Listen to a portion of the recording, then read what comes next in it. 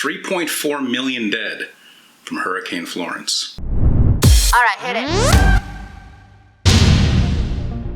By now you know that Hurricane Florence went ashore in North Carolina and South Carolina a couple of weeks ago. The human death toll is somewhere around 45 or 46 at this point. Sadly, I think that number is going to grow exponentially as it did with Maria in Puerto Rico. The amount of contamination that has been taking place in and around the waterways and the water systems in the Cape Fear area, especially of North Carolina, is very troubling. The residents who thought they could go back to their homes to start a rebuild are now also going through some waste material, feces and animal waste from the many turkeys, chickens, and pig farms that are in the Carolinas. The human death toll is absolutely heartbreaking.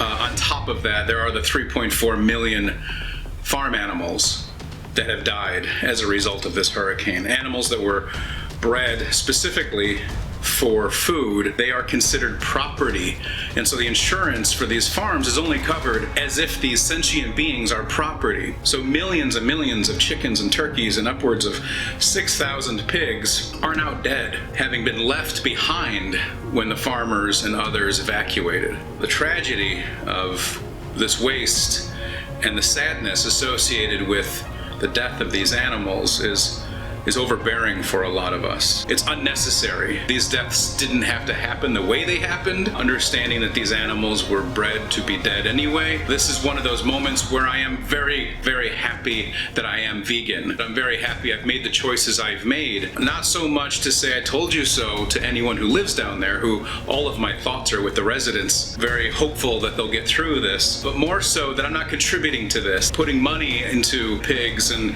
chickens and turkeys any longer. That I know that I can sustain my health and actually help the planet by being vegan, let alone these millions of animals that have died as a result of Hurricane Florence. As these farms and factory farms and these agricultural sites clean up, they will rebuild. And sadly, the majority of them will rebuild to do exactly what they've been doing for decades in raising animals for food. So please consider going vegan for your own health, for the planet, and for the animals. Comment, like, and subscribe.